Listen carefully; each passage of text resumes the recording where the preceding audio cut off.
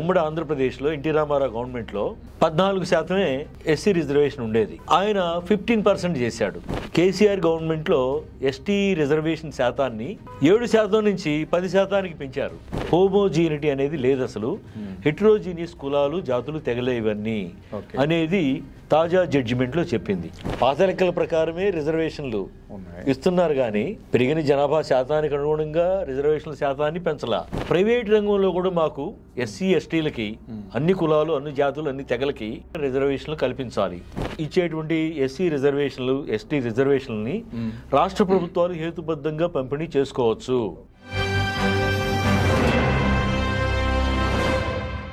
Hello, welcome to 3TV. నా పేరు నాగరాజు. ఈరోజు మనతో పాటు స్టూడియోలో ఉన్నారు ఎంఆర్పిఎస్ మాదిగ రిజర్వేషన్ పోరాట సమితి వ్యవస్థాపక ప్రధాన కార్యదర్శి కృపాకర్ మాదిగ గారు. నమస్తే సార్. నమస్తే sir. Welcome to 3TV sir. Thank you sir. దేశంలోనే మొదటిసారిగా తెలంగాణలో, ముఖ్యంగా తెలంగాణలో ఈ ఎస్సీ వర్గీకరణ అమలుకు సంబంధించి కొంత ప్రక్రియ జరిగింది. దాన్ని ఈవెన్ క్యాబినెట్ దాకా తీసుకొచ్చి ఆమోదం చేయించడం కూడా జరిగింది. ఇప్పటిదాకా జరిగిన ఈ ఎస్సీ వర్గీకరణ ప్రక్రియ అంతా కూడా తెలంగాణలో సమగ్రంగా, శాస్త్రీయంగా, కరెక్ట్గా జరిగిందంటారా? ఎస్సీ రిజర్వేషన్ల హేతుబద్ధీకరణ ప్రక్రియ అనేటువంటిది దేశంలో, రాష్ట్రాల్లో మొదలైంది. ఇది గత ఏడాది ఆగస్టు 1వ తేదీ నాడు సుప్రీంకోర్టు 7 మంది ధర్మాసనం, విస్తృత రాజ్యాంగ ధర్మాసనం ఇచ్చినటువంటి తీర్పుకి అనుగుణంగా మన 2 తెలుగు రాష్ట్రాల్లో కూడా ప్రక్రియ మొదలైంది. అవును, 2 తెలుగు రాష్ట్రాల్లో కంటే కూడా ఇంకా తెలంగాణలో చాలా వేగంగా ముందుకు పోతా ఉంది. అది జస్టిస్ డాక్టర్ షమీం అఖ్తర్ గారి అధ్యక్షతన ఏర్పడినటువంటి ఏకసభ్య కమిషన్ నిన్నగాక మొన్న రాష్ట్ర ప్రభుత్వానికి తన నివేదికని సమర్పించింది, వర్గీకరణ మీద విచారణ చేసి. దాని తర్వాత నిన్న రాష్ట్ర అసెంబ్లీలో ప్రాంగణంలోనే రాష్ట్ర మంత్రివర్గ సమావేశం జరిగింది రేవంత్ రెడ్డి గారి నాయకత్వాన. ఆ సమావేశంలో ఈ వర్గీకరణ కోసం, తెలంగాణ రాష్ట్ర ప్రభుత్వం వర్గీకరణ కోసం షమీం అఖ్తర్ కమిషన్ ఇచ్చినటువంటి నివేదికని ఆమోదించింది.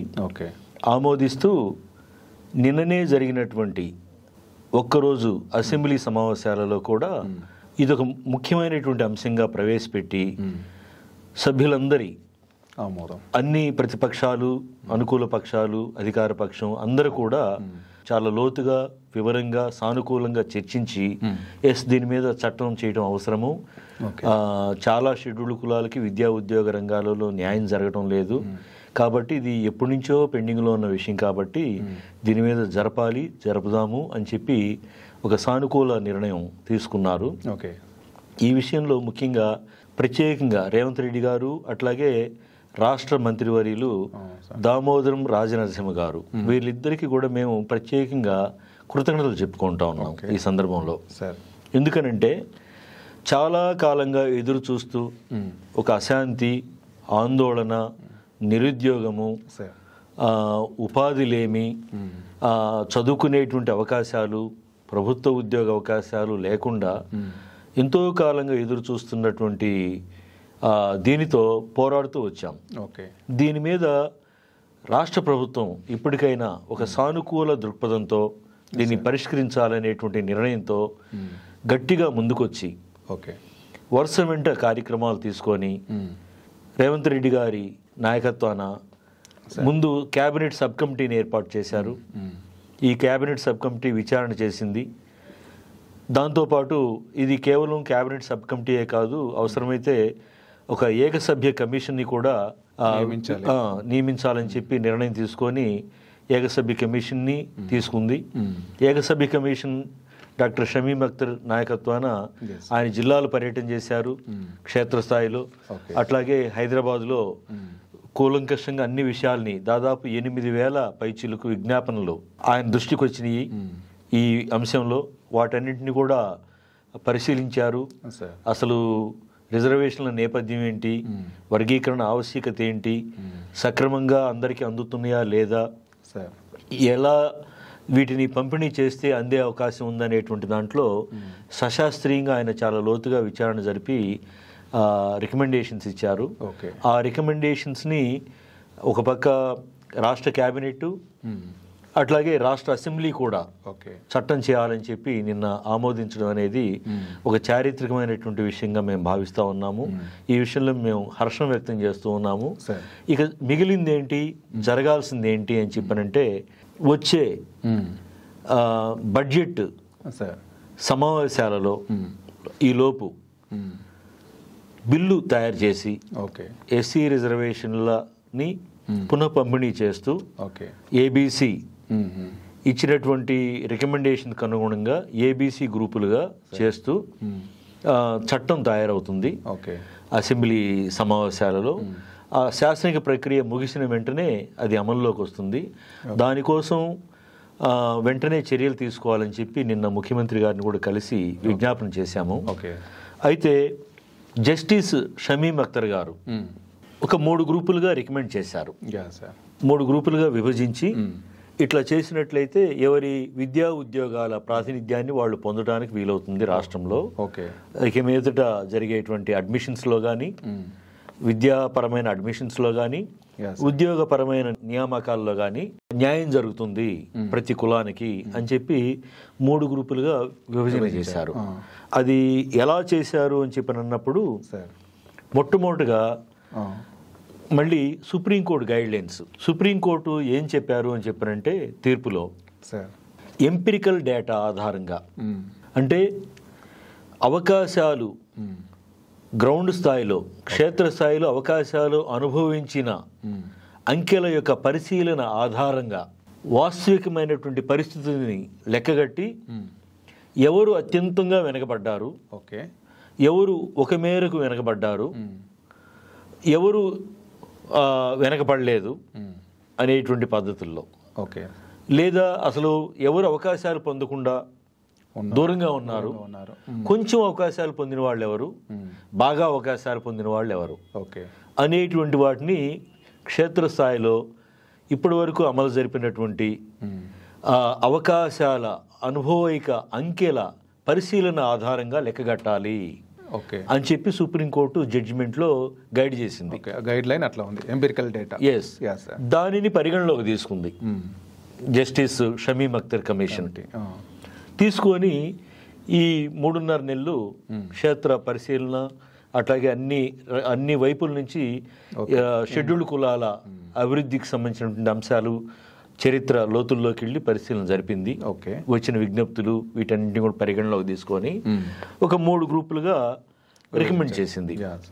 ఏమిటి అని చెప్పంటే సామాజికంగా, ఆర్థికంగా మరియు విద్యాపరంగా అత్యంత వెనకబడిన లేదా పట్టించుకోని షెడ్యూల్డ్ కులాలేవి, ప్రభుత్వ వ్యవస్థలు కానీ సమాజం కానీ పట్టించుకోని షెడ్యూల్డ్ కులాలేవి, అత్యంతగా వెనకబడ్డ కులాలేవి అనేటువంటిది లెక్కగట్టింది. లెక్కగట్టాల్సి వచ్చినప్పుడు అవి మొత్తం 59 షెడ్యూల్డ్ కులాల్లో ఒక 15 కులాలు, వాళ్ళంతా కూడా చిన్న కులాలు, వేలల్లో, వందల్లో, పదుల సంఖ్యలో ఉన్నటువంటి సంచార, అర్ధ సంచార కులాలు బాగా వెనకబడి ఉన్నారు అని చెప్పి లెక్కగట్టింది. డక్కలి సంచార కులం ఇట్లాంటి వాళ్ళని లెక్కగట్టింది. వాళ్ళకి వాస్తవికంగా ఎంత రావాల్సి ఉండింది, ఈ వాళ్ళకి 15 కులాలు, వాళ్ళు ఈ 15 కులాలకు సంబంధించినటువంటి వాళ్ళందరూ కలిస్తే వాళ్ళ జనాభా ఎంతంటే 171,625 మంది. ఈ 15 కులాల వాళ్ళు, 15 కులాల వాళ్ళు. గ్రూప్ ఏ కదా సార్ ఇది? Group A. 171,625 మంది ఈ 15 కులాల వాళ్ళు అందరు కలిపితే. అయితే ఒక్క 15%లో 1% రావాలి అని చెప్పనంటే, 1% కేటాయించాలి ఈ గ్రూప్ కనంటే ఎంతమంది ఉండాలి అని చెప్పనంటే ఇప్పుడున్నటువంటి జనాభా లెక్కల ప్రకారం 2011 జనాభా లెక్కల ప్రకారము తెలంగాణ రాష్ట్రంలో 54 లక్షల మంది షెడ్యూల్డ్ కులాలు ఉన్నారు. 59 కులాలన్నింటినీ కూడా కలిపితే 54 లక్షల మంది ఉన్నారు. ఈ 54 లక్షల్లో 15% రిజర్వేషన్ ఇస్తూ ఉంది. ఈ 15% రిజర్వేషన్లో 1% కేటాయించాలంటే ఎంతమంది ఉండాలంటే 3,48,000 మంది ఉండాలి. ఓకే. 1% ఎలిజిబుల్ 3,48,000 మంది ఉండాలి. ఓకే. కానీ ఈ 15 కులాలని కూడా లెక్కగడితే వాళ్ళు 0.493 అంత వస్తుంది వాళ్ళకి కేటాయించిన అంత రావాల్సి ఉండింది. Okay sir. అంటే 0.5% కంటే కూడా 15%లో 0.5% కంటే కూడా కొంచెం తక్కువగా ఉన్నారు. కానీ ఇక్కడే ఏంటంటే అత్యంత వెనకబడ్డ వాళ్ళకి అత్యంత ప్రాధాన్యత ఇవ్వాలి, అవసరమైతే డెవలప్ అయినటువంటి కమ్యూనిటీస్ కూడా కొంచెం వదులుకోనైనా వాళ్ళకి అవకాశం కల్పించాలి అని చెప్పి అనేది సమాజంలో. ఇప్పుడు మనం పొలంలో పనికి పోతారు, పొలంలో పనికి పోయినప్పుడు ఎట్లా ఉంటుందంటే ఒక ఆసామి పొలంలో పనికి వెళ్ళినప్పుడు రకరకాల వాళ్ళు వస్తారు, ఆరోగ్యవంతులు ఉంటారు, అనారోగ్యవంతులు ఉంటారు. పొలంలో పనికి పోయినప్పుడు కొంత వృద్ధులు ఉంటారు, యంగ్స్టర్స్ ఉంటారు. అట్లాగే కొంచెం పని వచ్చిన వాళ్ళు ఉంటారు, పని బాగా వచ్చిన వాళ్ళు ఉంటారు, కొంచెం పనిలో వెనకబడ్డ వాళ్ళు ఉంటారు. కానీ ఏం చేస్తారు, అక్కడ ముందు పనిలోకి వెళ్ళిన వాళ్ళు ఎదురు మునుము పట్టుకొని వాళ్ళని వెనక వచ్చిన వాళ్ళని కూడా కొంచెం పని తక్కువ వచ్చిన వాళ్ళని కూడా ఆ మునుము ఎగేసుకొని కంప్లీట్ చేసుకొని మళ్ళీ కొత్తగా మునుము పట్టుకుంటారు కదా. అదొక సామాజికమైన బాధ్యతగా తీసుకుంటారు వెళ్ళిన కూలీల్లో అందరూ కూడా పనివాళ్ళు. అట్లాగే ఆ ఆసాం ఏం చేస్తాడు, వెనకొచ్చిన ఆమెకి సమానంగానే, రోగంతో పనిచేయలేని వాళ్ళకి సమానంగానే, పని వచ్చి రానట్టు చేసిన వాళ్ళకి సమానంగానే, బాగా చేసిన వాళ్ళకి సమానంగా అందరికీ ఒకటే కూలీ ఇస్తారు. ఇది కూడా నిజము గ్రామంలో. అదే మాదిరిగా ఇక్కడ కూడా న్యాయం ఏంటంటే కొంచెం డెవలప్ అయినటువంటి వాళ్ళు అవకాశాలు కొన్ని వదులుకోనైనా వీళ్ళని కాస్త అసలు ఇప్పటి వరకు పొందని వాళ్ళు సమాజంలో వెలివేతకు గురయ్యి సమాజానికి దూరంగా ఉండి అర్ధ సంచార జీవనం చేస్తూ ప్రభుత్వ అవకాశాలు పొందకుండా ఉన్నటువంటి వాళ్ళకి అవసరమైతే మాయి కూడా తీసిస్తామనేటువంటి ఒక ధర్మబద్ధమైన బాధ్యతను నెరవేర్చడం అనేది సమాజంలో జరుగుతూ ఉంటుంది. ఇక్కడ ఏం జరిగిందంటే ఈ 0.5% వాళ్ళు ఎవరైతే ఉన్నారో 15 కులాల వాళ్ళు అసలు ఇప్పటి వరకు అవకాశాలు పొందకుండా ఉన్నటువంటి వాళ్ళకి పూర్ణ సంఖ్య చేయాలి, 1% చేయాలి. ఈ 1% చేయాల్సి వచ్చినప్పుడు మరి అత్యంత రెండో గ్రూప్ ఎవరు అని చెప్పనంటే మధ్యస్థంగా లబ్ధి పొందిన షెడ్యూల్డ్ కులాలు. ఈ మధ్యస్థంగా లబ్ధి పొందిన షెడ్యూల్డ్ కులాలు ఎవరు? చర్మకార కులాలు, మాదిగ అనుబంధ కులాలు, మాదిగలు, చిందు, బైండ్ల మొదలుగా కలిగిన మోచి ఇట్లాంటి కులాలు, జాంబోలు, మాదిగదాసు, పంచమ ఇలాంటి కులాలు ఉన్నాయి. వీళ్ళ నుంచి వీళ్ళందరూ కలిపితే మాదిగ జనాభా ఎంత, రెండో గ్రూపు అని చెప్పన్నప్పుడు ఒక లెక్క కట్టింది. B group. బి గ్రూపులో మొదటి గ్రూపులో 15 కులాలు ఉన్నాయి. 1,71,625 మంది వాళ్ళు గ్రూప్ ఏ. వాళ్ళకి ఎంత రావాలి? 15%లో 1%లో సగమే వస్తూ ఉంది వాళ్ళకి.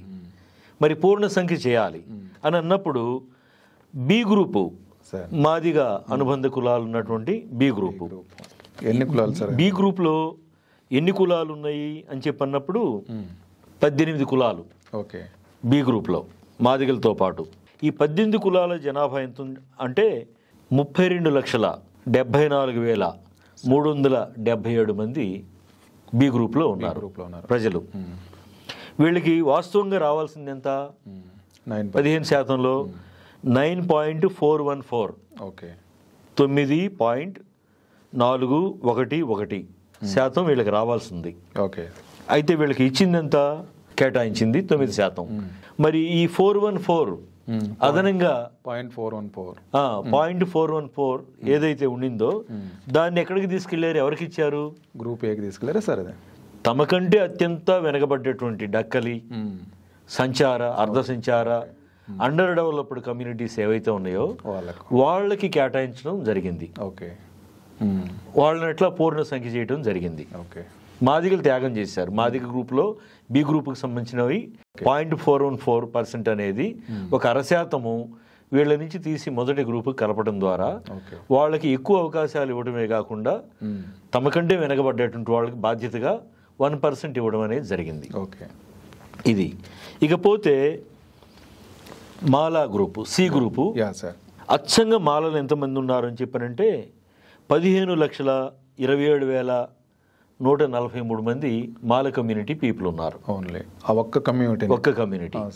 అయితే ఈ కమ్యూనిటీకి మాదిగల కంటే అంటే బి గ్రూప్ కంటే కూడా డెవలప్డ్ కమ్యూనిటీ కాబట్టి సిలో పెట్టారు. సిలో పెట్టి వాళ్ళ ప్రపోర్షన్ వాళ్ళకి ఇస్తూనే మాలలొక్కళ్ళే అభివృద్ధి చెందల, మాల గ్రూపులో ఉన్న మరికొన్ని కులాలు కూడా అభివృద్ధి చెందినటువంటి లెక్కలు తీశారు. మొత్తం మాల గ్రూపులో ఉన్నది 26 కులాలు. ఈ 26 కులాలలో మాల కాకుండా 25 కులాలు ఉన్నాయి. ఇంకా ఈ 25 కులాల జనాభా ఎంత? ఇవి కూడా చిన్న చిన్న కులాలు, ఆది ఆంధ్ర లాంటి కులాలు. 2,44,623 మంది వీళ్ళు. వీళ్ళకి ఎంత వస్తుంది? 1% ఇవ్వాల్సి వచ్చినప్పుడు ఎంత వస్తుందంటే 0.703 ఈ 25 కులాలకా సార్? 25 కులాలకి. సో వీళ్ళని పూర్ణ సంఖ్య చేయాల్సి వచ్చింది. మాలవారి నుంచి కొంత తీసుకొని పూర్ణ సంఖ్య చేసి వీళ్ళకి మొత్తం కలిపితే 5% ఇచ్చారు. సో మొత్తంగా 15% అట్లా డివైడ్ చేశారు.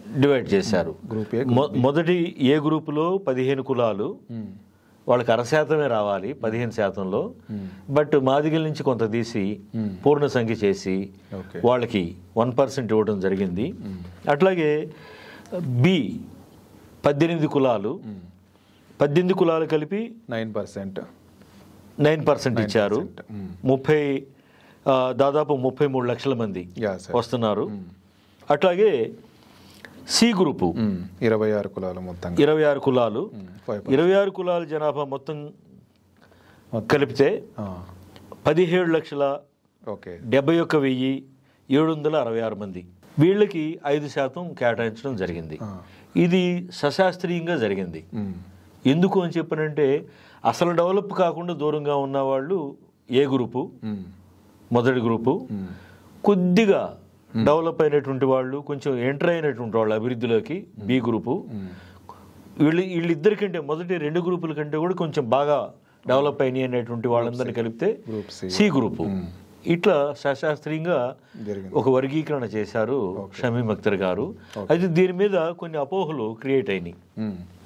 సపోజు బి గ్రూప్లో కానీ ఏ గ్రూప్లో కానీ, మాదిగల్లో కానీ లేకపోతే చిన్న చిన్న కులాల్లో కానీ కొన్ని అపోహలు క్రియేట్ అవుతూ ఉన్నాయి.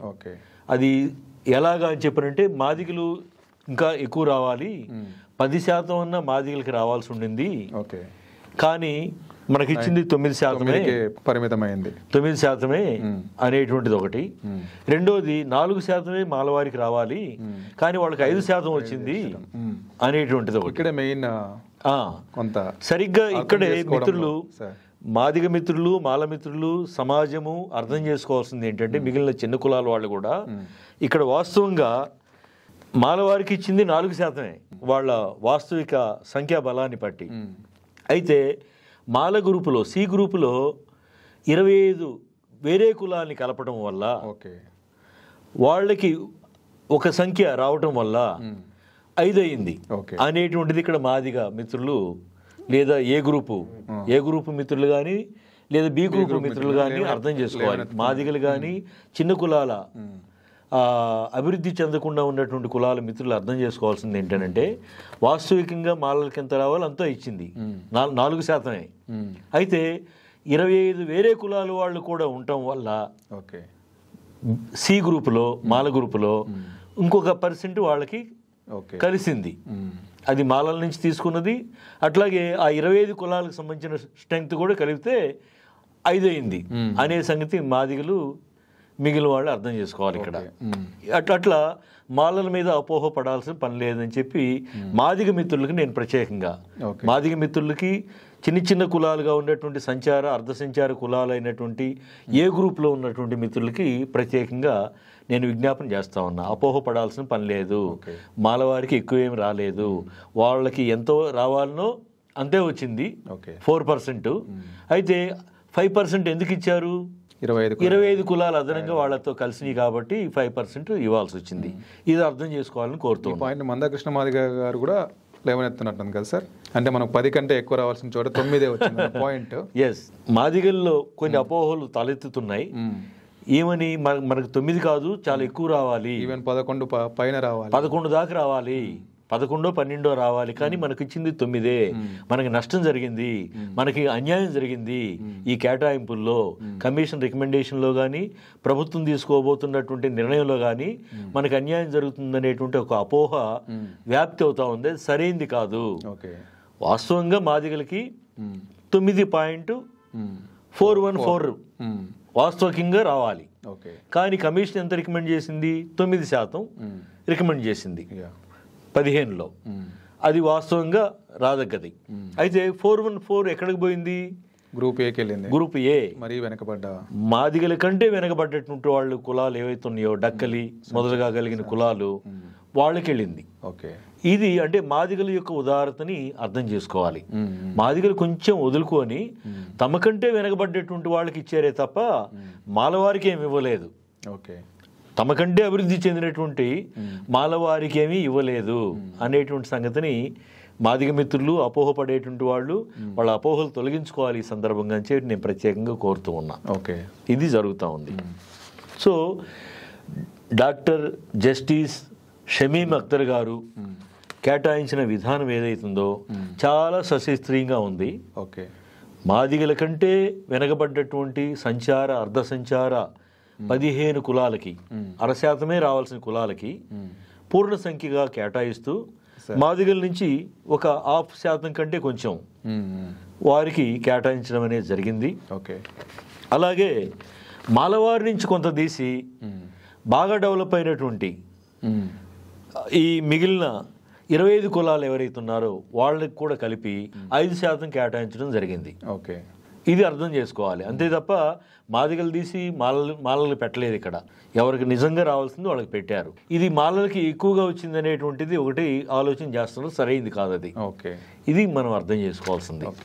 ఈ క్రీమీ లేయర్ ఇష్యూ ఏంటి సార్? ఈవెన్ సిపిఐ కూనంనేని గారు కూడా అన్నారు ఉంటే బాగుంటుంది అన్నది. దీని మీద మీరేమంటారు?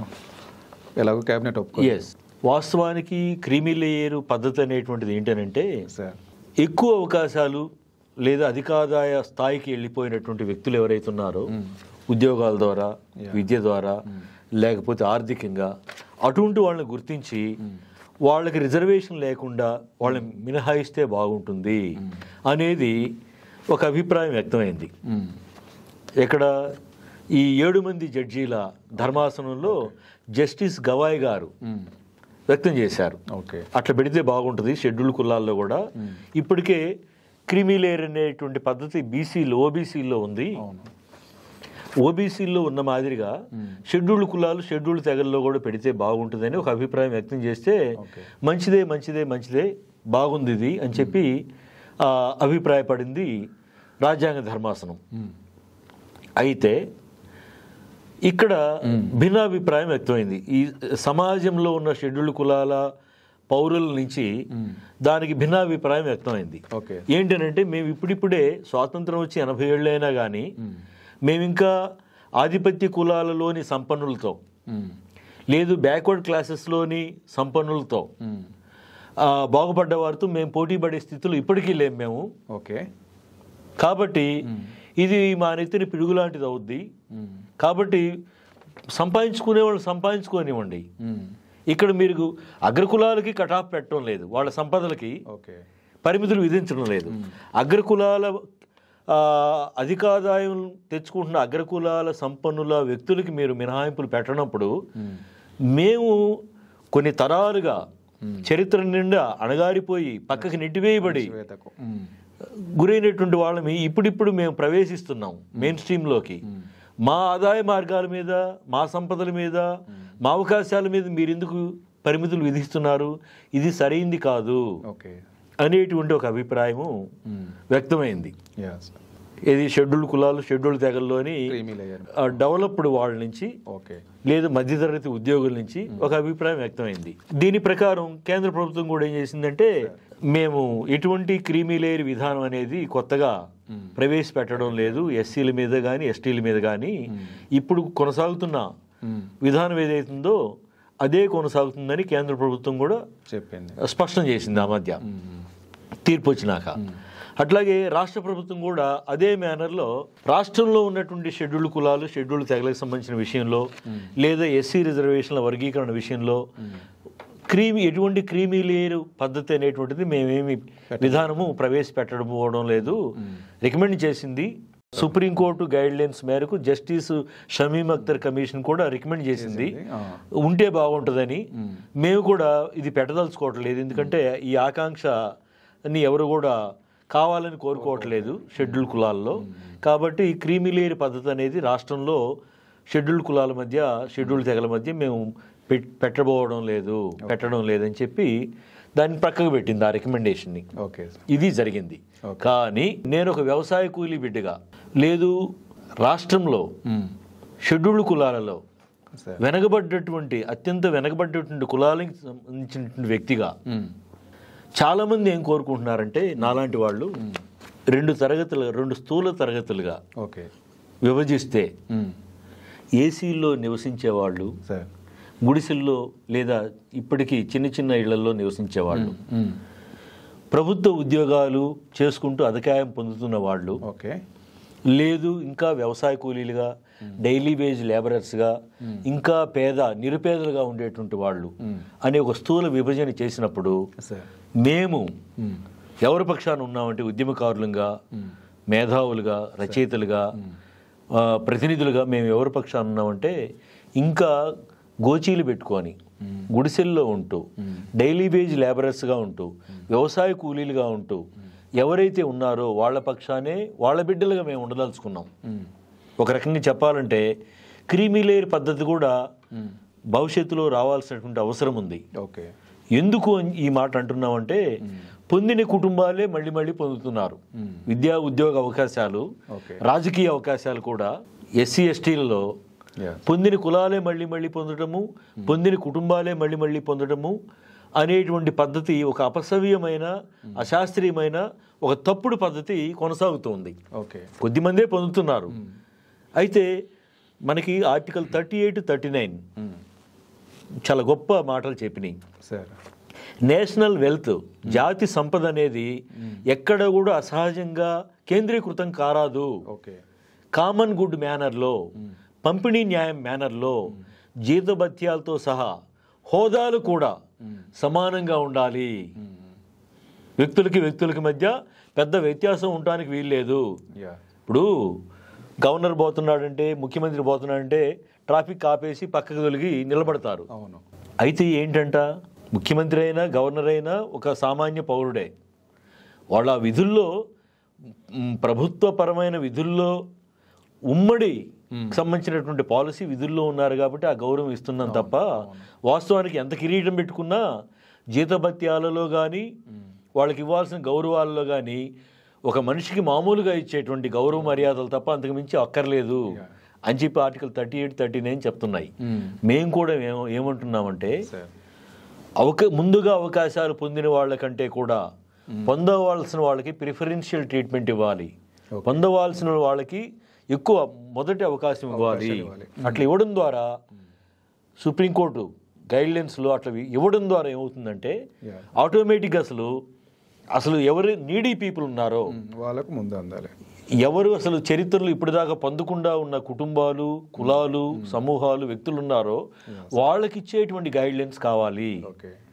అది కావాలని మేము కోరుకుంటున్నాం. అంతే తప్ప పొందిన వాళ్ళే మళ్ళీ మళ్ళీ పొందాలని చెప్పంటే అది కుదిరేది కాదు. ఇక జరగనీయం మేము అట్లా వీలు కాదు. భవిష్యత్తులో ఖచ్చితంగా క్రీమీ లేయర్ పద్ధతి ఉండాలనేది నా వ్యక్తిగతమైనటువంటి అభిప్రాయం. సరే, ఇంకేమైనా దీని మీద అంటే అనుమానాలు కానీ అపోహలు కానీ మీ దృష్టికి ఏమైనా వచ్చాయా? వాస్తవానికి ఇక్కడ ఒక అపోహ ఉంది సార్. లోగడ 1996లో ఆనాటి తెలుగుదేశం ప్రభుత్వం, ఉమ్మడి ఆంధ్రప్రదేశ్లో చంద్రబాబు నాయుడు ప్రభుత్వం వర్గీకరణ మీద జస్టిస్ రామచంద్రరాజు కమిషను నియామకం చేసింది. ఓకే. ఆయన ఉమ్మడి ఆంధ్రప్రదేశ్లో ఉన్న షెడ్యూల్డ్ కులాల్ని 4 స్థూల వర్గాలుగా విభజించారు, ఏబిసిడి గ్రూపులుగా. ఓకే. అయితే అప్పుడు ఏ పద్ధతుల్లో విభజించారంటే వృత్తిపరమైన ఏకీభావం, ఓకే, ఏన్సెస్ట్రల్ పరమైన ఏకీభావం, అంటే హోమోజీనిటీ అనేది ఒకదాన్ని పరిగణలోకి తీసుకున్నారు ఆ రోజు అప్పట్లో. ఎట్లా, ఉదాహరణకి మాదిగ గ్రూపే ఉంది. ఈ మాదిగ గ్రూపు చర్మకార వృత్తి, మాదిగ, డక్కలి, చిందు, బైండ్ల, మాస్టి, మోచి, సమగర, గొడగలి, గొడారి, పాకి, ఇట్లాంటి కొన్ని కులాలు ఉన్నాయి. వీళ్ళందరూ కూడా ఒకే దాంట్లోకి వస్తారు. వృత్తిపరంగా చర్మకార కులాలు అని చెప్పి అన్నారు. రెండో మాట ఏం వాడారు, ఏన్సెస్ట్రల్, అంటే మీ పూర్వీకులు ఎవరు అని చెప్పినప్పుడు ఆదిజామవంతుడు, అరుంధతి మాత, ఆదిజామవంతుడు అనేటువంటి ఏకీభావం కూడా వీళ్ళకి ఉంది. వీళ్ళకి ఒక రకమైన హోమోజీనిటీ ఉంది. కాబట్టి వీళ్ళంతా ఒక గ్రూపు. వృత్తిపరంగా వెనకబాటుతనం పరిగణలోకి తీసుకోవాల్సి వచ్చినప్పుడు వాళ్ళ పూర్వీకులు ఎవరు పురాణిక్గా అనేటువంటి నమ్మకాలని కూడా పరిగణలోకి తీసుకోవాల్సి వచ్చినప్పుడు ఒక రకమైన హోమోజీనిటీ అనే దాన్ని, ఒకే కుదురు నుంచి వచ్చినటువంటి కులాలు ఇవి, ఒకే వృత్తి లేదా ఒకే పూర్వీకుల నుంచి వచ్చినటువంటి కులాలు ఇవి అనేటువంటి దాన్ని పరిగణలోకి తీసుకుంది అప్పుడు రామచంద్రరాజు గారు, జస్టిస్ రామచంద్రరాజు కమిషన్. ఇక్కడ అపోహ ఏంటంటే ఇప్పుడు ఈ commission, justice Shamim Akhtar commission, దానికి భిన్నంగా గ్రూపింగ్ చేసింది. ఇది కూడా దానికంటే సశాస్త్రీయమైన గ్రూపింగ్ విధానం. అది ఎట్లాగని చెప్పానంటే, ఆనాడు 2005లో ఉమ్మడి ఆంధ్రప్రదేశ్లో జరిగినటువంటి ఎస్సీ రిజర్వేషన్ల హేతుబద్ధీకరణ చట్టాన్ని కొట్టివేసింది సుప్రీంకోర్టు 5 మంది ధర్మాసనం. E V Chennaiah, state of Andhra Pradesh SC రిజర్వేషన్ల హేతుబద్ధీకరణ చట్టము అనేటువంటి కేసులో ఈవి చెన్నయ్యకి అనుకూలంగా అప్పటి ధర్మాసనం ఏం చెప్పిందంటే, సుప్రీంకోర్టు 2005 జడ్జిమెంట్లో, షెడ్యూల్డ్ కులాలన్నీ ఒకే కుదురు నుంచి వచ్చాయి కాబట్టి వీళ్ళని విడగొట్టడం సాధ్యం కాదు, విడగొట్టకూడదు, ఇది రాజ్యాంగం మౌలిక సూత్రాలకు విరుద్ధం అని చెప్పి అనే మాట వాడింది. రెండోది, షెడ్యూల్డ్ కులాలని రాష్ట్రాలకు అధికారం లేదు షెడ్యూల్డ్ కులాలని హేతుబద్ధీకరించడానికి, గ్రూపింగ్ చేయడానికి. అది కేంద్రం చేయాలి, ఆర్టికల్ 341 ప్రకారం కేంద్ర ప్రభుత్వమే పార్లమెంట్లో చేయాల్సి ఉంటుంది అనే మాట వాడింది ఆనాటి జడ్జిమెంట్లో. కానీ ఈనాటి గత ఏడాది ఆగస్టు 1 2024 ఆగస్టు 1 నాడు 7 మంది విస్తృత రాజ్యాంగ ధర్మాసనం ఇచ్చిన తీర్పులో పూర్తిగా భిన్నమైనటువంటి, ఇది పాత పద్ధతి కాదు, ఇది కొత్త పద్ధతిలో సశాస్త్రీయంగా ఉండాలని చెప్పి 70 ఏళ్ల చరిత్రని పరిగణలోకి తీసుకొని ఈ 7 మంది విస్తృత రాజ్యాంగ ధర్మాసనం ఏం చెప్పిందంటే, రాష్ట్ర ప్రభుత్వాలు ఇచ్చేటువంటి ఎస్సీ రిజర్వేషన్లు, ఎస్టీ రిజర్వేషన్లని రాష్ట్ర ప్రభుత్వాలు హేతుబద్ధంగా పంపిణీ చేసుకోవచ్చు అనేటువంటిది స్పష్టం చేసింది. రాష్ట్ర ప్రభుత్వాలకు అధికారం ఉందని చెప్పింది. రెండవది, అట్లాగే అసలు హోమోజీనిటీ అనేది లేదు. దేశంలోని షెడ్యూల్డ్ కులాలు కానీ షెడ్యూల్డ్ తెగలు కానీ ఏ రెంటి మధ్య కూడా కాన్షియస్గా కంచపొత్తు మంచపొత్తు లేవు. మ్యారిటల్ రిలేషన్స్ లేవు, ఇంటర్డైనింగ్ లేదు. సో వేరు కుదురుల నుంచి, వేరు నేపథ్యాల నుంచి వచ్చినటువంటి కులాలు, జాతులు, తెగలే ఇవన్నీ. కానీ ఒకే జాతి కుదురు నుంచి వచ్చినాయి కాదు. హోమోజీనిటీ అనేది లేదు అసలు. హెట్రోజీనియస్ కులాలు, జాతులు, తెగలే ఇవన్నీ అనేది తాజా జడ్జిమెంట్లో చెప్పింది, ఆగస్టు 1 జడ్జిమెంట్. వీటిని దృష్టిలో పెట్టుకొని తాజా సుప్రీంకోర్టు జడ్జిమెంట్ గైడ్ లైన్స్ వెలుగులో జస్టిస్ షమీమ్ అఖ్తర్ గారు గ్రూపింగ్ చేశారు. ఇక్కడే మిత్రులంతా గమనించాలి, మాదిగలు కానీ మాలలు కానీ సోదరులందరూ కూడా ఇప్పుడు గ్రూపింగ్ చేసినటువంటి జస్టిస్ షమీమ్ అఖ్తర్ గారు చేసిన సుప్రీంకోర్టు తాజా జడ్జిమెంట్ వెలుగులో సశాస్త్రీయంగా చేశారు. దానివల్ల ఏమైందనంటే, రిలేటివ్లీ డెవలప్డ్, బాగా డెవలప్డ్ కులాలన్నీ ఒక గ్రూపులో పెట్టడం వల్ల మాల సోదరులకి ఇంకొక 25 కులాలు కూడా, చిన్న కులాలు కూడా, కొన్ని కులాలు బాగా డెవలప్ అయినాయి అనేటువంటి పద్ధతుల్లో 25 కులాలను కలపడం వల్ల 5% ఇవ్వాల్సి వచ్చింది. అచ్చంగా మాల సోదరులకే ఒక గ్రూప్ చేయాల్సి ఉంటే ఒకవేళ 4తో సరిపోయేది. కానీ 25 కులాలు యాడ్ అయినాయి కాబట్టి 5% వచ్చింది వాళ్ళకి. అలాగే మొదటి గ్రూపు ఏ గ్రూపు 15 కులాలు, వాళ్ళకి 15%లో 0.5% వాళ్ళకి రావాల్సి ఉండింది. కానీ వాళ్ళు మాదిగల కంటే కూడా, మాలల కంటే మాదిగలు తక్కువ అభివృద్ధి అయ్యారు. మాదిగల కంటే కూడా అసలు అభివృద్ధిలో ఎక్కడ కూడా లేని పద్ధతుల్లో వాళ్ళు ఉన్నారు కాబట్టి ఒక 0.5% వీళ్ళ నుంచి, మాదిగల నుంచి, మాల నుంచి కూడా అడ్జస్ట్ చేసి ఫస్ట్ గ్రూపు ఏ గ్రూపు 15 కులాల గ్రూపు, సంచార అర్ధ సంచార కులాలు ఏవైతే ఉన్నాయో డక్కలి, సంచార జాతులు, ఇంకా మెహతార్ మొదలగు పాకి వృత్తి కులాలు, సంచార అర్ధ సంచార కులాలు ఏవైతే ఉన్నాయో వాళ్ళకి పూర్ణ సంఖ్య చేసి వాళ్ళకి వాస్తవికంగా రావాల్సిన దానికంటే కూడా కొంచెం ఒక 0.5% ఎక్కువ చేసి వాళ్ళకి అవకాశం కల్పించడం అనేది జరిగింది. కాబట్టి ఎవరికి అన్యాయం చేయలేదు. అభివృద్ధి చెందిన కులాలుగా అభివృద్ధి చెందిన కులాలకి కొంత అవకాశం కల్పించాము. అట్లాగే మాదిగల కంటే ఎక్కువ సాపేక్షంగా అభివృద్ధి చెందిన కులాలన్నీ కూడా సి గ్రూపులో ఉన్నందువల్ల వాళ్ళకి 5% వచ్చింది. వాళ్ళందరినీ కలపడం వల్ల అచ్చంగా మాలవారికి కాదు. కాబట్టి ఎటువంటి అపోహలకు తావులేని పద్ధతుల్లో సశాస్త్రీయంగా జస్టిస్ షమీం అఖ్తర్ గారి రికమెండేషన్స్ ఉన్నాయి. దీన్ని మాల సోదరులు, మాదిగ సోదరులు, చిన్న కులాల సోదరులు అందరూ కూడా అర్థం చేసుకోవాలి, సమాజం అర్థం చేసుకోవాలి. ఎక్కడ కూడా రేవంత్ రెడ్డి ప్రభుత్వము చిన్న కులాలకు కానీ, మాదిగ కులాలకు కానీ, మాల కులాలకు కానీ ఎవరికి అదనంగా దోచిపెట్టలేదు, ఎవరికి అన్యాయం చేయలేదు. ఆ మాటకు వస్తే మరింత అణగారిపోయి అవకాశాలకు దూరంగా ఉన్న కులాలకి సాపేక్షంగా డెవలప్ అయినటువంటి కులాల నుంచి కొంచెం ఒక ముద్ద ఎక్కువ పెట్టినట్టు చేశారు, వాళ్ళ ఆకలి తీర్చినట్టు చేశారు. ఇది చాలా బాధ్యతాయుతంగా, చాలా సామాజిక బాధ్యతతో కూడిన దృష్టికోణాలతో ఈ రికమెండేషన్స్ కానీ ప్రభుత్వాలు తీసుకోబోతున్న చర్యలు కానీ ఉన్నాయి. కాబట్టి మాదిగ సోదరులు కానీ, మాల సోదరులు కానీ, చిన్న కులాల సోదరులు కానీ ఎవరు కూడా రేవంత్ రెడ్డి ప్రభుత్వము తీసుకోబోతున్నటువంటి చర్యల్ని అనుమానించాల్సిన పని లేదు, హర్షించాలి.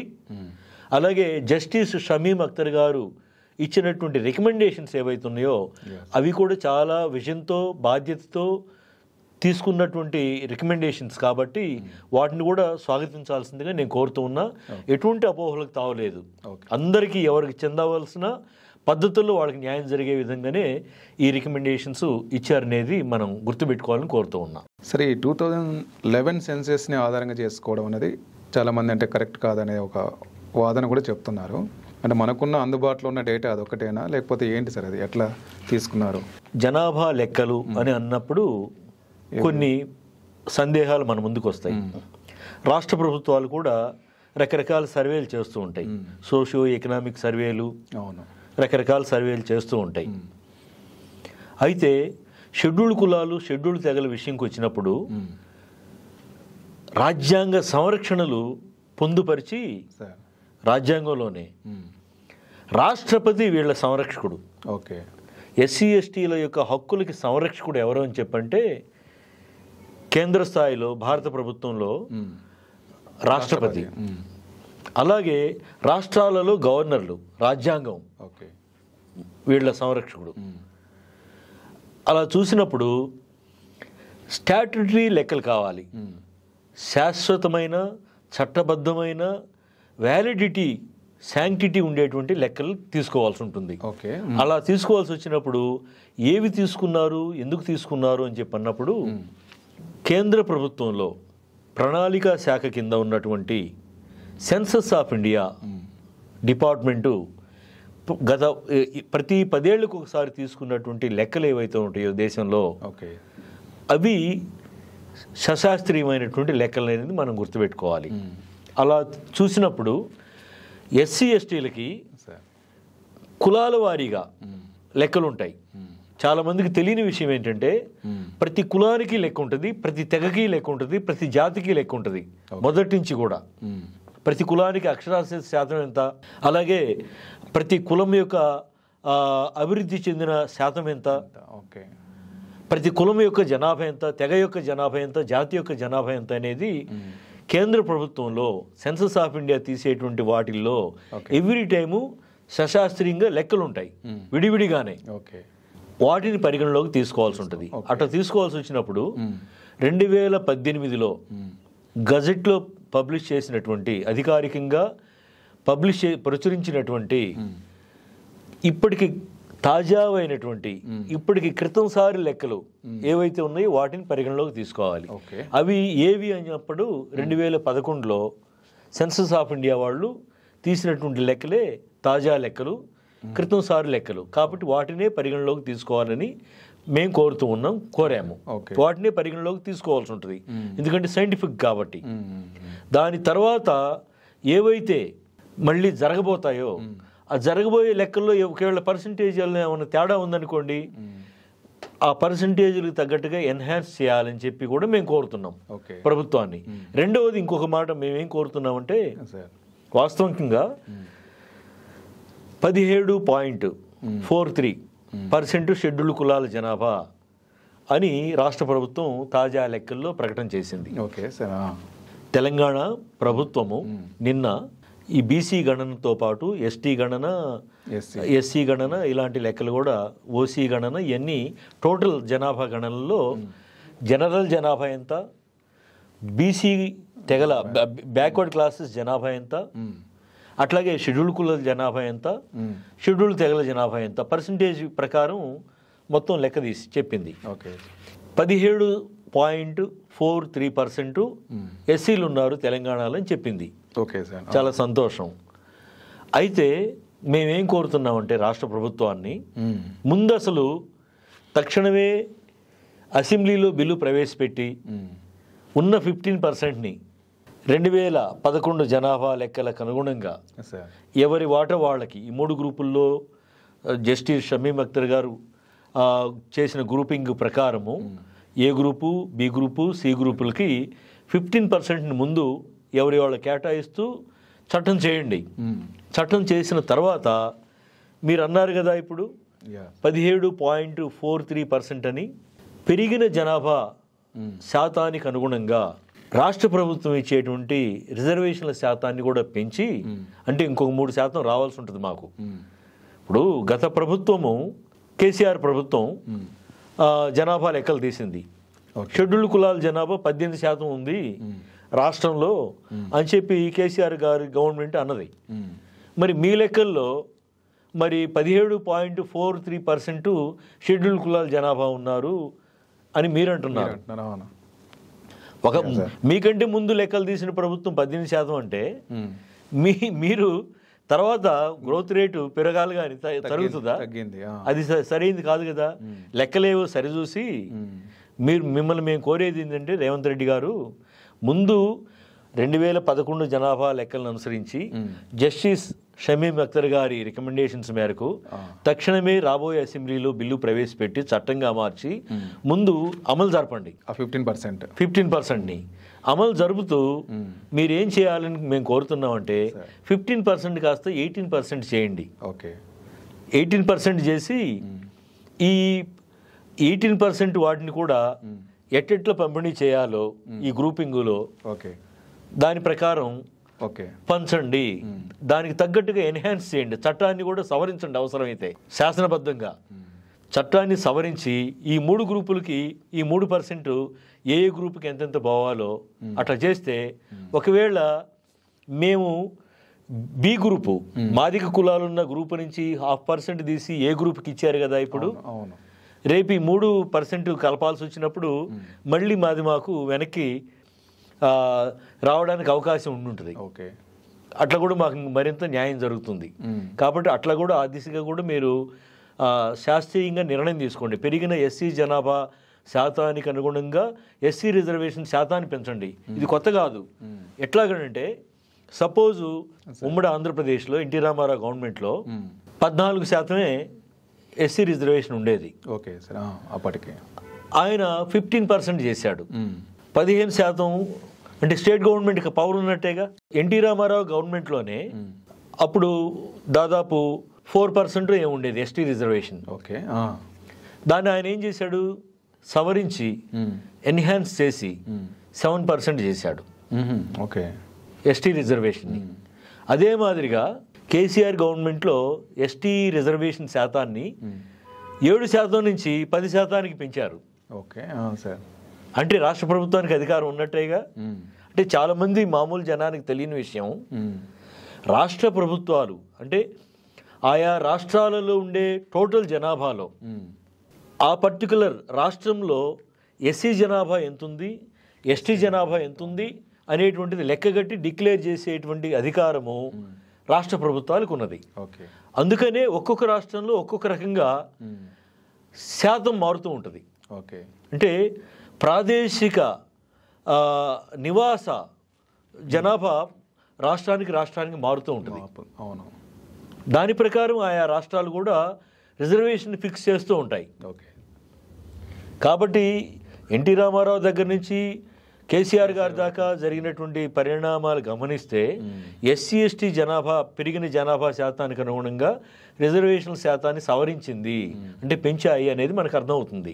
కాబట్టి రేవంత్ రెడ్డి గారు మీకు మేము రిక్వెస్ట్ చేసేది ఏంటంటే ఉన్నటువంటి జనాభా లెక్కల ఆధారంగా ముందు రిజర్వేషన్ల పంపిణీ మొదలుపెట్టి చట్టం చేసి మీరే చెప్తున్నటువంటి పెరిగిన జనాభా ఏదైతే ఉందో దానికి అనుగుణంగా శాతాన్ని కూడా పెంచండి లేదా సవరించండి అని మేము కోరుతూ ఉన్నాం. దానివల్ల మా వాస్తవిక ప్రాతినిధ్యం మాకు వస్తుంది. విద్యా ఉద్యోగ వ్యవస్థలో స్థానిక సంస్థల్లో మా వాస్తవిక ప్రాతినిధ్యము మాకు మేము పొందడానికి అనుభవించడానికి వీలవుతుంది. మా జనాభా ఏమో శాతం ఎక్కువ ఉంది, మాకు ఇస్తున్నదేమో పాత లెక్కలను అనుసరించి ఎప్పటి లెక్కలను అనుసరించి మాకు ఇస్తున్నారు. మరి ఈ మధ్యలో ఇదంతా కూడా ఎక్కడికి పోతుంది, జనరల్లోకి వెళ్తూ ఉంది, జనరల్ జనాభాలోకి వెళ్తూ ఉంది, జనరల్ రిజర్వేషన్లో జనరల్ వాటాలోకి. అది సరైనది కాదు కదా. కాబట్టి మా ట్రూ స్ట్రెంగ్త్ మా వాస్తవిక సంఖ్యకి అనుగుణంగా రిజర్వేషన్ల శాతాన్ని కూడా సవరించాలి. ఇది ఒక ముఖ్యమైన విషయంగా మీరు పరిగణలోకి తీసుకోవాలని మేము ముఖ్యమంత్రి రేవంత్ రెడ్డి గారిని కోరుతూ ఉన్నాం ఈ సందర్భంలో. ఓకే. అలాగే మాకు కొన్ని మేజర్ డిమాండ్లు ఉన్నాయి సార్. వర్గీకరణ చట్టంతో పాటు ఉమ్మడిగా మా అన్ని కులాలకి, మా షెడ్యూల్ కులాలన్నిటికీ కొన్ని ఉమ్మడి డిమాండ్లు ఉన్నాయి. అట్లాగే షెడ్యూల్ తెగలకు కూడా ఉమ్మడి డిమాండ్లు కొన్ని ఉన్నాయి. ఏమిటి అని చెప్పంటే ప్రైవేట్ రంగంలో రిజర్వేషన్లు కావాలి మాకు. మాకు ప్రభుత్వ రంగంలోనే పాత లెక్కల ప్రకారమే రిజర్వేషన్లు ఇస్తున్నారు, కానీ పెరిగిన జనాభా శాతానికి అనుగుణంగా రిజర్వేషన్ల శాతాన్ని పెంచాలి అనేది ఒక డిమాండ్, ఒక ఆకాంక్ష, ఒక సమస్య, ఒక ముఖ్యమైన సమస్య. రెండవది, ప్రైవేట్ రంగంలో కూడా మాకు ఎస్సీ ఎస్టీలకి, అన్ని కులాలు, అన్ని జాతులు, అన్ని తెగలకి ప్రైవేటు రంగంలో కూడా రిజర్వేషన్లు కల్పించాలి. బీసీలకు కూడా కల్పించాలి. ఆ మాటకు వస్తే ఎస్సీలకి, ఎస్టీలకి, బీసీలకి, మైనారిటీలకి ప్రైవేటు రంగంలో కూడా రిజర్వేషన్లు కల్పించాలి. ప్రభుత్వం అదొక మ్యాండేటరీగా, అదొక ప్రభుత్వ ఆదేశంగా చట్టం చేయాల్సి ఉంటుంది అని చెప్పి మేము కోరుతున్నాం. రెండోది. మూడోది ఇంకేం కోరుతున్నామంటే అతి ముఖ్యమైనది స్కిల్ డెవలప్మెంట్, ఎంటర్‌ప్రెన్యూర్‌షిప్. మా యొక్క అంటే ఎస్సీ ఎస్టీలు, బీసీలు, మైనారిటీలు, అణగారిన కులాలు, జాతులు, తెగలలో వీళ్ళ యొక్క నైపుణ్యాభివృద్ధిని పెంచి వ్యాపార స్కిల్స్ని, వ్యాపారాలు వాణిజ్యాలు చేసుకునేటువంటి స్కిల్స్ని పెంచి వృత్తి నైపుణ్యాలను పెంచి వీళ్ళు పరిశ్రమలు పెట్టుకోవాలి, వ్యాపారాలు పెట్టుకోవాలన్నప్పుడు వీళ్ళకి తగినటువంటి క్యాపిటల్ అరేంజ్ చేయాలి, పెట్టుబడిని ప్రభుత్వం అరేంజ్ చేయాలి. లోన్ రూపంలో కానీ మీ ఎట్లన్నా కానీ ప్రభుత్వమే పెట్టుబడిని అందించాలి. ప్రభుత్వమే ఔత్సాహికులైనటువంటి వాళ్ళు ముందుకు వస్తున్నప్పుడు వీళ్ళలో వ్యక్తులు వీళ్ళల్లో వ్యాపార వాణిజ్య నైపుణ్యాలు, పారిశ్రామిక నైపుణ్యాలు పెంచి వాళ్ళకి కావాల్సినటువంటి పెట్టుబడిని కూడా ప్రభుత్వం అందించాలి అనేది మా ఈ కామన్ డిమాండ్. మాదిగలకి, మాలలకి, ఎస్టీలకి, బీసీలకి, మైనారిటీలకి. అంటే సమాజంలో ప్రాబల్య వర్గాలతో మేము పోటీ పడలేనప్పుడు, వెనకబడి ఉన్నప్పుడు, విద్యారంగంలో, ఉద్యోగ రంగంలో, రాజకీయ రంగంలో, ఆర్థిక రంగంలో, సంక్షేమ రంగంలో మేము వెనకబడి ఉన్న మాట వాస్తవమైనప్పుడు, మా వాళ్ళల్లో ఎవరైతే ఔత్సాహికులు ఉన్నారో వాళ్ళకి ఇదిగో వ్యాపార రంగంలో అభివృద్ధి చెందదలుచుకున్నారా, రండి మేము శిక్షణనిస్తాము. పారిశ్రామిక రంగంలో అభివృద్ధి చెందదలుచుకున్నారా, రండి మేము శిక్షణనిస్తాము. కేవలం శిక్షణనే కాదు, మీ మీ ఆసక్తులకు అనుగుణంగా, మీ తీసుకున్న నైపుణ్యాలకు అనుగుణంగా మీరు పరిశ్రమలు, వ్యాపారాలు, వాణిజ్య సంస్థలో నెలకొల్పదలుచుకుంటే మేము పెట్టుబడిని కూడా పెట్టి మిమ్మల్ని వృద్ధి చేస్తాము అనే ఒక రాజ్యాంగ బాధ్యతను కూడా నెరవేర్చండి అని చెప్పి రాష్ట్ర ప్రభుత్వాన్ని మేము కోరుతున్నాం ఈ సందర్భంలో. ఈ అంటే క్రానిక్ మేజర్ పాలసీ ముఖ్యమైనటువంటి డిమాండ్లు ఇవన్నీ కూడా సమస్యలు. డిమాండ్లు అనే కంటే కూడా సమస్యలు, వీటిని అధిగమించాలంటే మా వల్ల కాదు. ప్రభుత్వం అండదండలు ఉంటేనే, స్వాతంత్రం వచ్చిన 80 ఏళ్ల తర్వాత కూడా ప్రభుత్వాలు మాకు అండగా ఉంటేనే మేము ముందుకు పోవడానికి వీలవుద్ది. ఎందుకు? ప్రాబల్య సమాజాలు ఉన్నాయి మా పక్కన, మాకంటే ముందుకు పోయి రాష్ట్రంలో ప్రాబల్య కులాలు, ప్రాబల్య సమాజాలు ఉన్నాయి. వాళ్ళతో మేము పోటీ పడలేకపోతున్నాం కాబట్టి రాజ్యాంగ సంరక్షణగా విద్యా, ఉద్యోగ, సంక్షేమ, రాజకీయ రంగాల్లో మాకు కొన్ని అనుకూలమైన వివక్షలతో కూడిన ప్రొటెక్షన్స్, సంరక్షణ కల్పించింది రిజర్వేషన్ల పేరుతో. కానీ ప్రభుత్వాలు సరిగ్గా అమలు జరపడం లేదు. అమలు జరపని కారణంగానే ఒక పక్క మా ట్రూ స్ట్రెంగ్త్ మాకు ఇవ్వటం లేదు, అంతర్గతంగా పొందిన వాళ్ళే మళ్ళీ పొందుతున్నారు, అసలు పొందిన వాళ్ళు ఇంకా చాలా దూరంగా ఉండిపోయి ఉన్నారు. వీటన్నిటి నుంచి కూడా అధిగమించి మేము ముందుకు రావాలంటే ఊతకర్ర లాంటిది, నడవలేని వాడికి ఊతకర్ర ఎలాంటిదో అభివృద్ధి చెందాల్సినటువంటి వాడికి ప్రభుత్వాలు, రాజ్యాంగము ఇస్తున్నటువంటి అవకాశాలు కూడా ఊతకర్ర లాంటివి. స్వతంత్రంగా మేము ఆర్థికంగా అభివృద్ధి అయ్యేదాకా, స్వతంత్రంగా విద్యలో మేము అభివృద్ధి అయ్యేదాకా, స్వతంత్రంగా ఉద్యోగాలలో మేము ఎంటర్ప్రినర్స్ అయ్యేదాకా, సెల్ఫ్ ఎంప్లాయ్మెంట్లోకి వచ్చేదాకా ప్రభుత్వం మాకు ఈ రిజర్వేషన్లని ప్రత్యేకమైనటువంటి అవకాశాలుగా, బాధ్యతతో కూడినటువంటి అవకాశాలుగా మాకు కల్పించాల్సినటువంటి అవసరం ఉంది. అదే బాబాసాహెబ్ అంబేద్కర్ కలలుగన్నటువంటి సమాజము, రాజ్యము, ప్రభుత్వము, వీటిని దృష్టిలో పెట్టుకోవాలి. ప్రభుత్వాలకు తెలుసు, బట్ ప్రభుత్వాలు ప్రాబల్య వర్గాలకి వైపు మొగ్గు చూపుతూ ఉన్నాయి. అది సరైంది కాదు. అణచివేతకు గురైనటువంటి వర్గాలుగా ఎస్సీలు, ఎస్టీలు, బీసీలు, మైనారిటీలు, సమాజంలో మహిళలు, అలాగే అనేక రకాల దివ్యాంగులు, ఇలాంటి వర్గాలకి స్పెషల్గా డెవలప్ కావడానికి, వీళ్ళు ఎంపవర్మెంట్ అయ్యి ముందుకు వచ్చి equal development, equal opportunity, uniform development, ఏకరూప అభివృద్ధిలో ఎవరూ వెనకబడలేరు, అందరూ సమానంగానే ఉన్నారనే దాకా కూడా ఈ రిజర్వేషన్లని, స్పెషల్ ప్రొటెక్షన్స్ని అమలు జరపాల్సినటువంటి అవసరం ఉంది ప్రభుత్వాలు. ఆ దిశగా మొట్టమొదటి స్టెప్గా రేవంత్ రెడ్డి గారు ఎస్సీ రిజర్వేషన్ల వర్గీకరణ, హేతుబద్ధీకరణ ద్వారా మాదిగలు, డక్కలి, చిందు, బైండ్ల, మాస్టి, అట్లాగే అనేక చిన్న కులాలు అభివృద్ధి చెందినటువంటి వాళ్ళందరికీ కూడా అభివృద్ధి చెందిస్తామని ఒక కమిట్మెంట్తో ముందుకొచ్చి ఆయన సత్వరం, వేగంగా అనేక చర్యలు తీసుకుంటున్నారు. దీన్ని స్వాగతిస్తున్నాము, హర్షిస్తున్నాము. ఈ ప్రక్రియ వేగంగా పూర్తి చేయాలని చెప్పి ముఖ్యమంత్రిని, రాష్ట్ర ప్రభుత్వాన్ని మేము కోరుతూ ఉన్నాము. దీనినే రోల్ మోడల్గా తీసుకొని చంద్రబాబు నాయుడు ప్రభుత్వము, తెలుగుదేశం ప్రభుత్వం ఆంధ్రప్రదేశ్లో కూడా వేగంగా ప్రక్రియని ప్రారంభించి ముగించి మాకు న్యాయం చేయాలని చెప్పి ఈ సందర్భంగా మేము కోరుతూ ఉన్నాం. Thank you. 2024 సుప్రీంకోర్టు ఎస్సీల రిజర్వేషన్ల వర్గీకరణకు సంబంధించి ఇచ్చిన తీర్పు తర్వాత వితిన్ 5 monthsలో రేవంత్ రెడ్డి ప్రభుత్వం తెలంగాణలో దాన్ని అమలు చేసే క్రమంలో ఒక దశ ముందుకు వచ్చింది. కాబట్టి ఆయన చేసిన మొత్తం, ముఖ్యంగా జస్టిస్ షమీమ్ అఖ్తర్ కమిషన్ ఆధ్వర్యంలో చేసిన ఈ మొత్తం ప్రక్రియ అంతా కూడా శాస్త్రీయంగా, సమగ్రంగా ఉందని చెప్తున్నారు కృపాకర్ మాదిగ గారు.